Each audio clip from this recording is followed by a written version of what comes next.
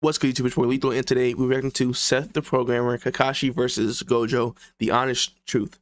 You feel me? And now, myself, I personally, I like the Seth the Programmer's stuff. You feel me? Watching it for quite some time now, and yeah, I personally think Kakashi will win, personally, but I feel like Seth is gonna say the same thing, and he's gonna go into more detail. You feel me? But make sure you guys like, comment, and subscribe. And I'm gonna leave the video down below in the description. And let's hop straight into it. White-haired elite teachers with cool eyes, energetic students with White-haired elite teachers with cool eyes, energetic students with demons within them, edgy black-haired kids from a cool clan, and smart females that ground the story. They're pretty similar, so yeah, people make them fight to the death. Yeah. Awesome.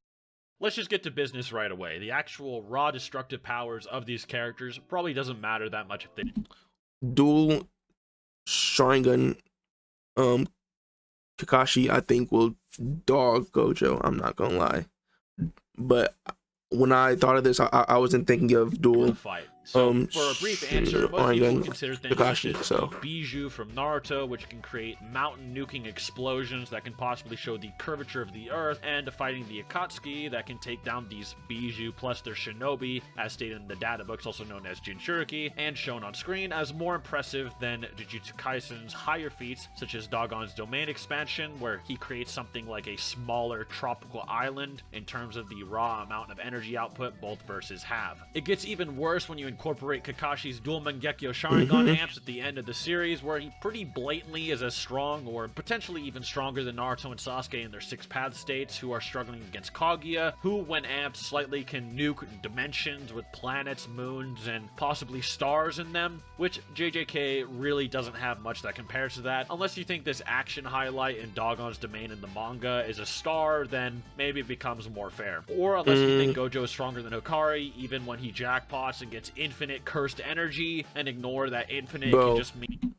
Hikari skills, his abilities is like crazy, bro. Very great, and say Gojo can annihilate the whole universe or something. Anyway, most people tend to agree at least that dual Mangekyo Sharingan Kakashi with his six paths amps in terms of raw power is stronger than what Gojo has at least shown thus far. So why am I saying it doesn't actually matter? Well, it doesn't actually matter due to the fact that Kakashi just straight up will never hit Gojo Satoru with any normal attack whatsoever. Yes, I am saying that Gojo's technique, the Limitless, would actually negate any of Kakashi's normal techniques or attacks, such as Raikiri, Fireball Jutsu, and so on. But why would I, someone who is heavily against saying things that haven't been shown to work on much stronger people, say that this would work on Kakashi, who is potentially much stronger? It seems somewhat hypocritical considering my track record. Well, that's because of the way Gojo's ability actually functions. And to be fair, when I first wrote this video, I actually theorized that Gojo's Infinity Barrier technique, which basically stops anything from touching him, was just some barrier technique that, due to him having cursed energy stronger than anybody else in his series, would negate their attacks because they're weaker than him. But as I studied more into this, this is what I actually found. Guys, it's me, Professor Cunt. On the numbers, Mason. That's all we've ever wanted. But this dude is such a freaking geek, bro. Jesus Christ. What the hell is this? In 2021, in Jump's Giga Summer, there was a special for JJK known as the Deep Learning Mathematics Lecture, in which the JJK editor, Mr. Takano, was brought on by Jump to discuss with Mr. Hino, a professor at the Institute of Statistical Mathematics, and Mr. Sonoda, a research fellow at Institute of Physical and Chemical Research. They basically got some heavy hitters, or as they call them, special grade mathematicians, literally, and I'm not even joking, to give an actual theory deep dive on how they think the math behind Gojo's abilities worked. And it got so complicated that they just straight up said, if you actually care, ask your math teacher for help or something. It was really awkward, actually. Considering this is worked on with the JJK editor, who works on the story closely and is published by Jump, it's pretty credible, so let's go into what they think of Gojo's abilities and why it's relevant for Kakashi versus Gojo. The lecture they give, like I said, and even they themselves say, is pretty complicated, and I'll sum it up for you guys in a few basic steps and theories that they give. One of the first theories given for his ability is that the Limitless, which draws a universal concept known as infinity into the forefront of a battle, actively creates and uses said infinity within any space Gojo desires between he and his opponent, which would explain his famous hand sign where he's showing like almost a pinch motion to Jogo. You're touching the infinity between us, as he can create an infinity between any distance. To get into it, for instance, the difference between infinity and 1 is infinite, but Gojo may be able to exaggerate every frame between something like 1 to 0 to create an infinity as well. An example being, take 1 and 0. In between 1 and 0, you could have 0.1, 0.001, 0.00001, etc., etc., and any infinite amount of Whoa. 000 I know my dad, sorry. you want in between 1 and 0 that way. So is he saying that Gojo can make infinities within the infinity?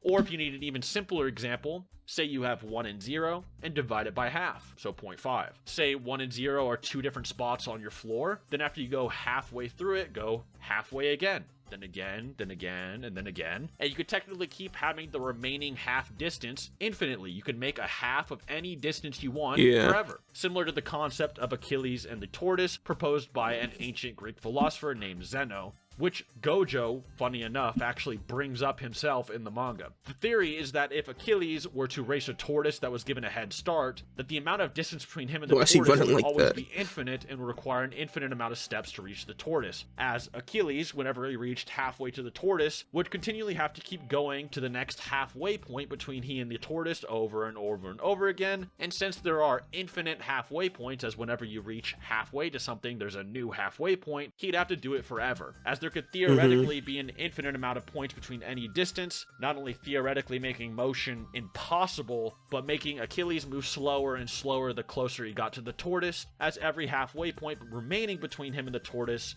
would just get smaller and smaller, until Achilles just looked like he wasn't moving anymore. Of course, you could debunk Zeno's tortoise paradox by quite literally punching him in the face and then saying, "Oh, I thought my fist would never reach you," or something.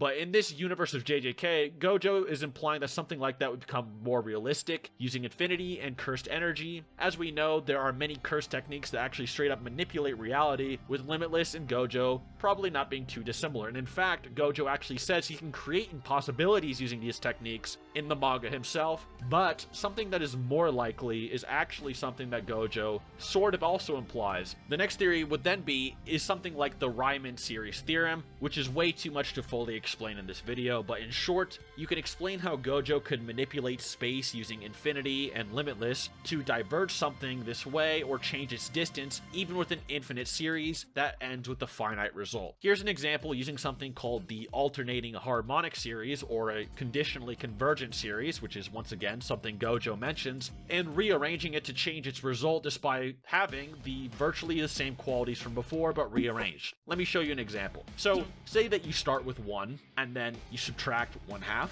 add 1/3, minus 1/4, add 1/5, minus 1/6, add 1/7, and then you do this forever. You basically create a series, and then the result of that would actually be a logarithmic 2, and I'll show why that is on the screen now. But then, something you could then do is, by changing the order, say you then go 1, then minus 1/2, then minus 1/4, plus 1/3, minus 1/6. All this math is making my head hurt, I ain't gonna lie. 1/5, minus 1/10, and then so on and so on, and you kept everything that was in the original series but changed the order, it would actually be half the results of the original. So, by simply changing the order of our series, or our conditionally convergent series, or alternating harmonic series, we actually get half the result of what we got despite it having the same exact things within it, just in a different order. Why are you white? The theory then is that Gojo can manipulate orders of space between he and his opponent with positive and negative things like blue, red, etc., which can manipulate space, from what we know, and thus change the actual distance between he and his opponent, negating any attack that comes towards him, as they just simply diverge and never reach him regardless of strength. As it's been somewhat proven using Riemann theorem, you could get any result between 2 points if you can freely reorganize the series between them like Gojo is implied to be able to do. The final theory is that Gojo is sort of manipulating the concepts of near and far and giving the perception that his opponents are moving farther than they actually are, with an example being he bends the density of space to become more dense the closer you get to him, to give the illusion that you have traveled farther than in actuality, and so on. There's a lot more to be said about this, but I don't want want to get into detail because I sort of disagree with the idea of perception manipulation being what Limitless is. Examples of this being in Gojo versus Jogo. Yeah, really interesting names. Jogo shoots a fire blast that completely surpasses the distance and all around Gojo, yet it doesn't actually touch him specifically. Unless Gojo is giving Jogo's fireballs perception, then confusing their perception, it doesn't really make a lot of sense for this to be the case. This also happens whenever Gojo is clearly within an explosion or any type of blast that engulfs his entire body or the entire area, so unless the Gojo we are seeing is an illusion, which doesn't seem to be the case, then it is not perception manipulation. However, that theory isn't technically impossible either.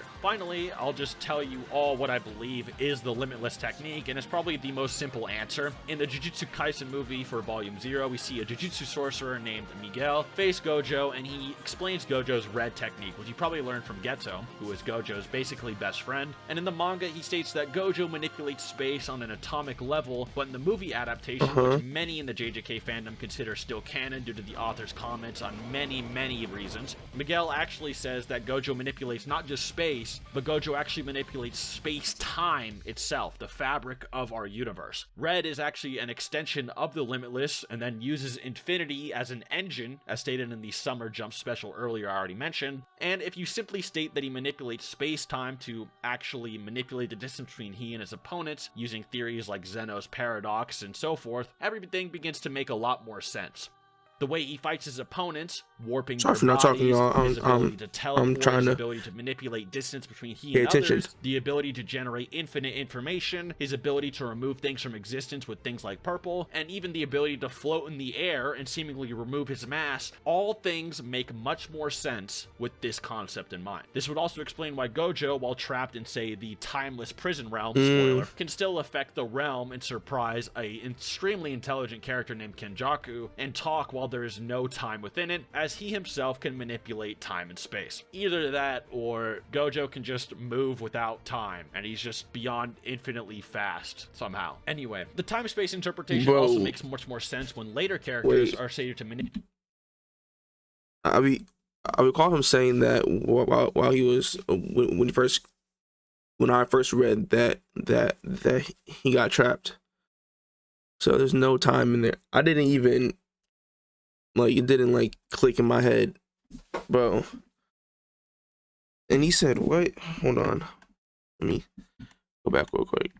Remove his mask, all things make much more sense with this concept in mind. This would also explain why Gojo, while trapped in, say, the timeless prison realm, spoiler, can still affect the realm and surprise a extremely intelligent character named Kenjaku, and talk while there is no time within it, as he himself can manipulate time and space. Either that, or Gojo can just move without time, and he's just beyond infinitely fast somehow. Yeah, I think it's the first one. He can manipulate time, which is kind of crazy, because let me just keep watching. The time-space interpretation also makes much more sense when later characters are stated to manipulate reality in any way they want, such as Takubo's power of comedian, where he can make anything he finds funny literally a reality, and it still would only oppose Gojo, not outright defeat him. The abilities like red, which Gojo explains as a void in space, and even hollow purple, which is based on a negative hollow-looking equation in reality that removes things from existence using imaginary numbers and concepts, also makes much more sense with this. Shonen Jump's objective conclusion at the end of the math segment, without any theories or whatever, their final statement was this: using the limitless curse technique red and blue, Gojo can do conversion and change the scale of distance between him and his opponent. Of course, that is a simple breakdown, but that is what it is basically at the end of the day. Many detractors will try to claim that Gojo only slows people down, which he in fact does. However, also in this special states that it slows them down and then stops them as well. Due to these space-time manipulations and highly likely theories of how infinity works, Kakashi would more than likely never just be able to say, simply punch Gojo in the face, like you could to Zeno after he told you his tortoise paradox. So does this mean Kakashi can't beat Gojo? No. This is actually where the real fight would then begin, the battle of the Mangekyo Sharingan versus the Six Eyes.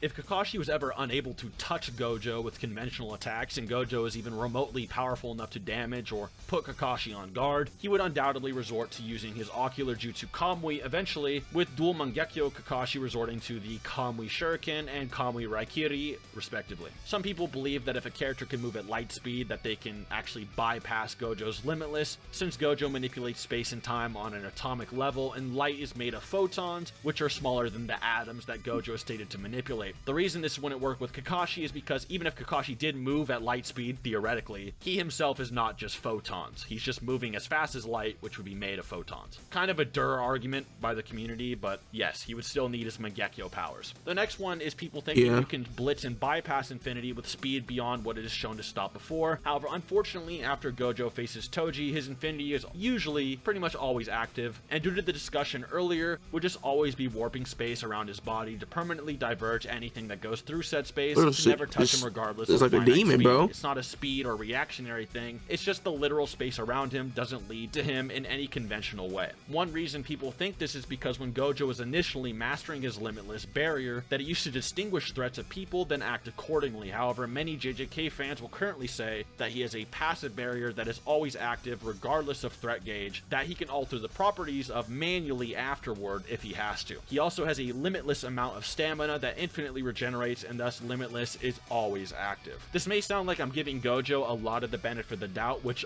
I am, to be fair, but this does not mean Kakashi can't win, as I stated earlier, and even if it is all true, and giving both sides the benefit of the doubt and still proving a conclusion makes it much more convincing than if I were to try to downplay Gojo or not give him everything he has, which I'll show you. Anyway, let's get to the actual Mangekyo powers now. Kamui, which is basically Kakashi's ability to rip open a hole in space and time into the Kamui realm, would straight up rip Gojo in half, at least the normal variation of Kamui. And assuming that Gojo we always see isn't some kind of illusion or something, and Kakashi wouldn't just be like negging an illusion made by Infinity, which I would extremely doubt, since when he fought Toji and turned off his Limitless curse technique and deactivated Infinity, Gojo was still where everyone thought he was, etc. Anyway, Kamui doesn't actually travel to someone, so it wouldn't actually travel through the Infinity between him and Gojo. It would actually spawn or just appear on Gojo's body and then just start ripping him in half. You could argue that Kakashi might spawn Kamui on Infinity when he's looking at Gojo, since Infinity is technically between him and Kakashi at all times. However, due to Infinity actually being everywhere at all times, you don't actually perceive or visually see this Infinity. Gojo more so manipulates what's always around everyone with a curse technique. So Kakashi would actually see just Gojo, and if he spawned a Kamui, it would spawn on Gojo's body, in which the only way he's surviving it is if he can manipulate the spatial properties of his own body to just sort of negate being spatially warped away, which may be possible, but once again, judging off of that Toji fight, his body seems to actually take damage even after his cursed energy can reactivate, and he doesn't just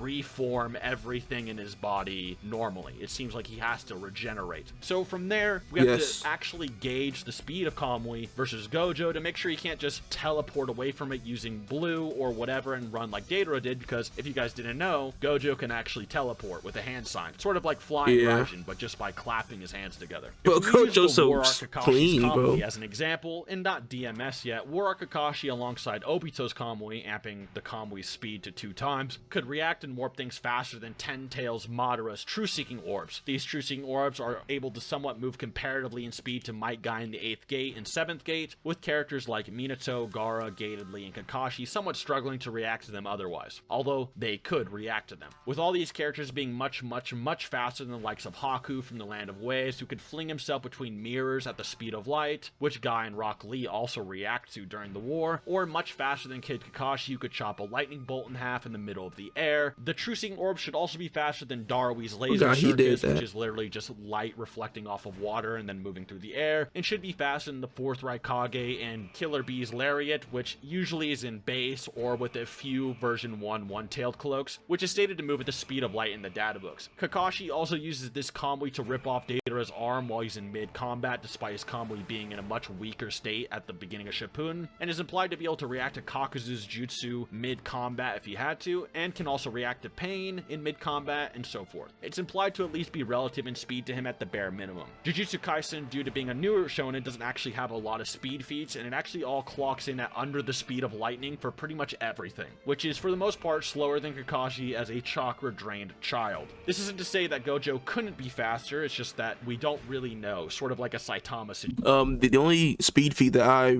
remember in Jujutsu Kaisen from Gojo is when spoiler, but in the manga, when in the Shibuya arc, he killed like 200 and something disfigured humans, because the one dude, I'm blanking on his name right now, but like the way he can like turn humans into he like how can I explain it? He like infuses his cursed energy into humans, and they like form into cursed spirits, basically, or something like that. I can't really explain it, but he killed like 200 of those in like 0.9 or something like that seconds, and it was kind of. But if I can find the manga panel, I will post it up on the screen, because I can't really remember right now off the top of my head. But yeah, that's like the only speed feat I recall him doing. And this one that he's about to show right now, I'm pretty sure he's about to show. I know, so stop the freaking thing.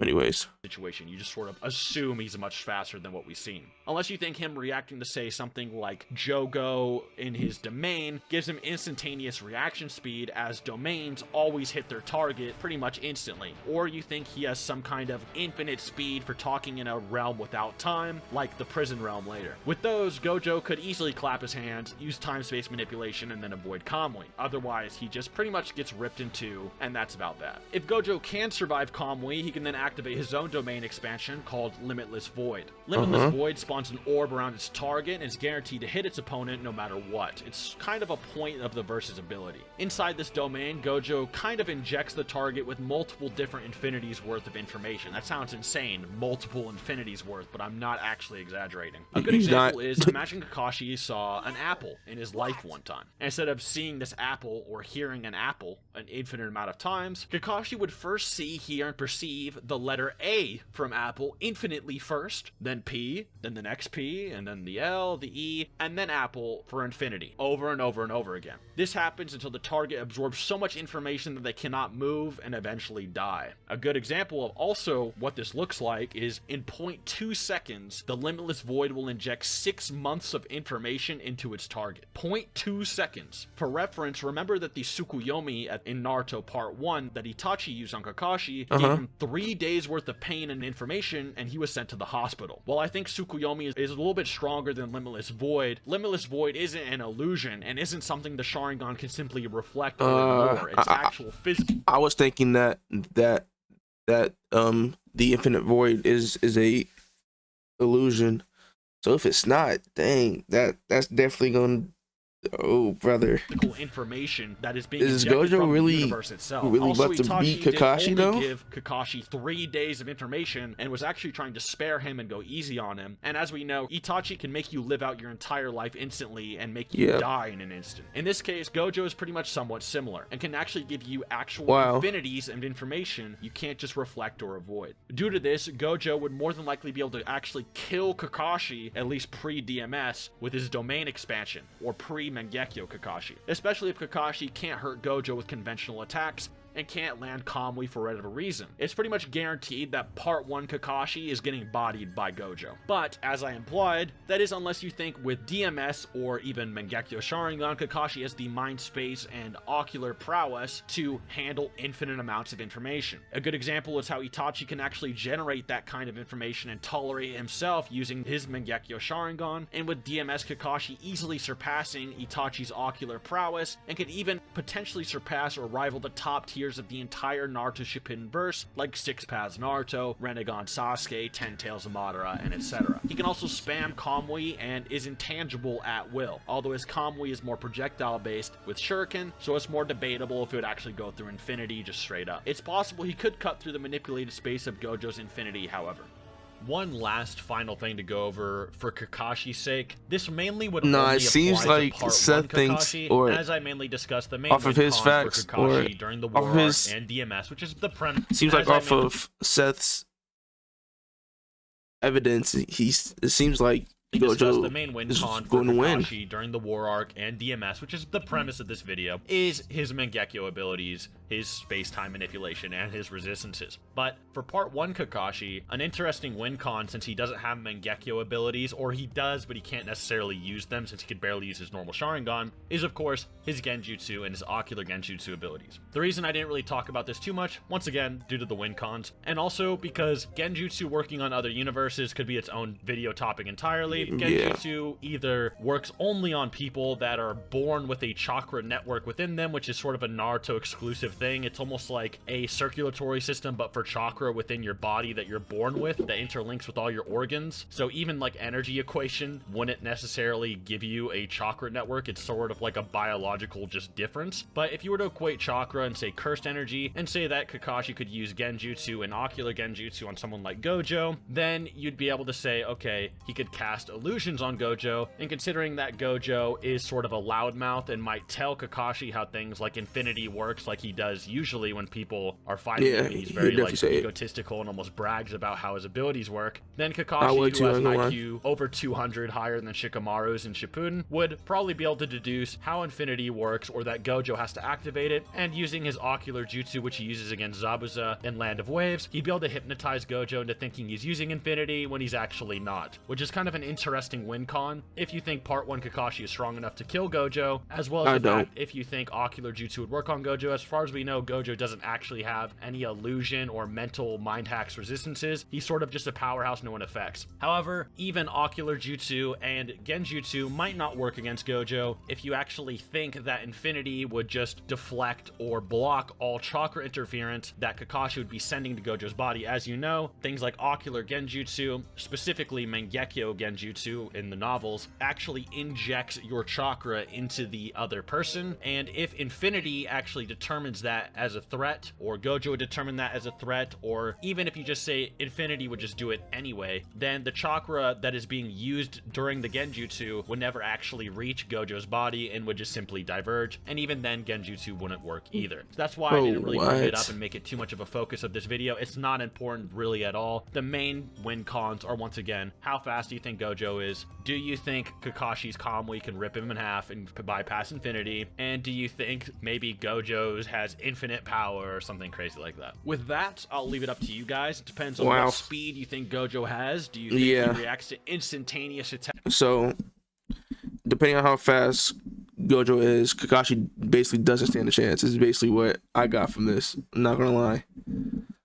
In Jogo's domain? Is he moving in a timeless void due to his speed? Do you think Gojo has infinite power due to scaling above Hakari's jackpot, etc., etc.? Do you think the DMS can handle infinite void because of Itachi's Tsukuyomi, which is described as above time and space and all earthly things? Would Kakashi just blitz Kamui destroy Gojo before a fight even began? Etc., etc., etc. Regardless, it's a pretty interesting matchup, and I hope you guys learned something. Personally, I could see why you could argue for either, and I'd love to see what you guys think, as this is probably one of the more interesting and awesome matchups I've had to look into for quite a while, actually. But as I'm mad he didn't give his answer for this video, and in fact, might be the most important fact of the video. Did you know that Akutami, the author of Jujutsu Kaisen, actually comments on Gojo versus Kakashi? I'm not joking. So the creator of Gojo actually says this: in the JJK fan book, I often hear people say that it's cool that Gojo has powers like Kakashi Sensei, but all I can say to that is that he's not really on the same level as Kakashi Sensei.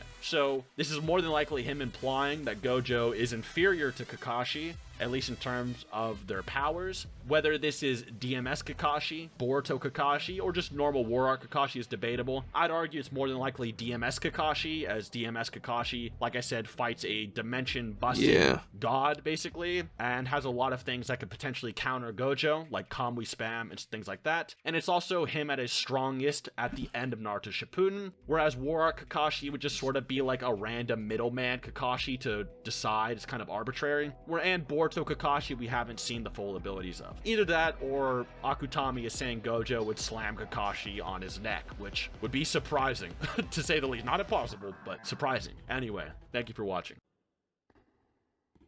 What the heck is this? Oh, it's his outro.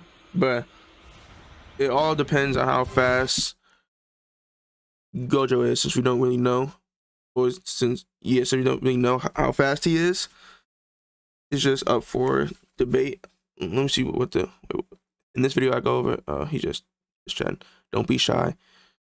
Crazy how Seth's math explanation was less complicated than JJK characters' explanation on their own abilities. So basically, it depends on interpretation on how you believe Gojo's ability works.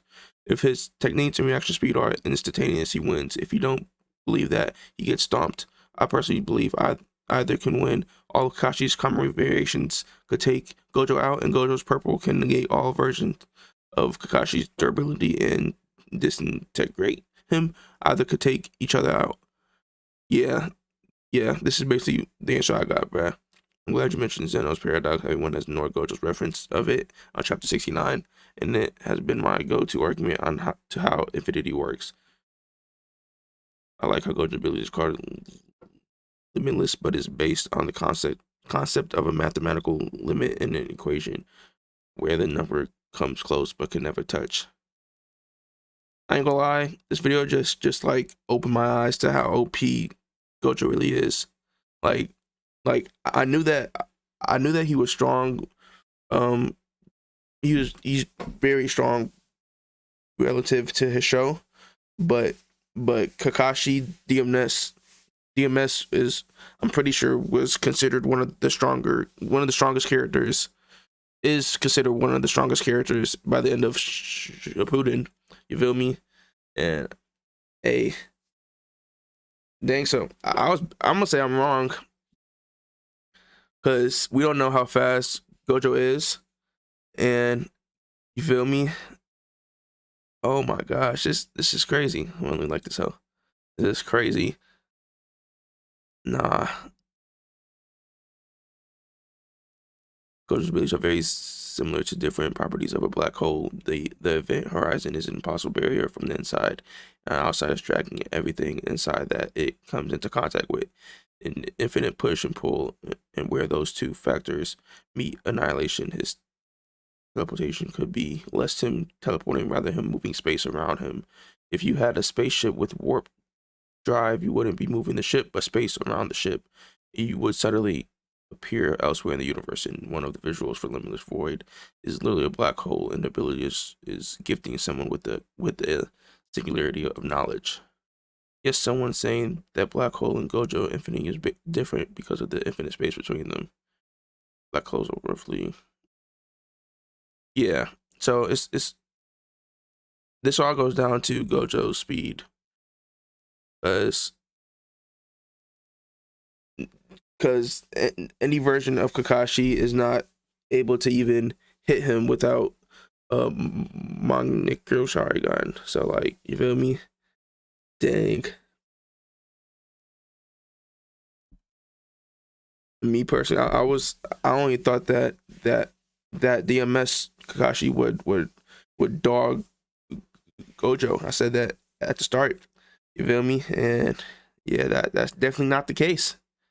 Dang. But yeah. Fire video from SethTheProgrammer, you feel me? I'm gonna leave the video down below. Let me know down below what you guys think. Me personally, I didn't even know that all this went into Gojo's abilities. Like I don't know, it's just like never hit my head. But yeah, that'll be video. Make sure you like, comment, subscribe. Let me know down below what you guys think. You feel me? Yeah, he definitely changed my opinion after all of his evidence. You feel me? Yeah. Have a blessed day and peace.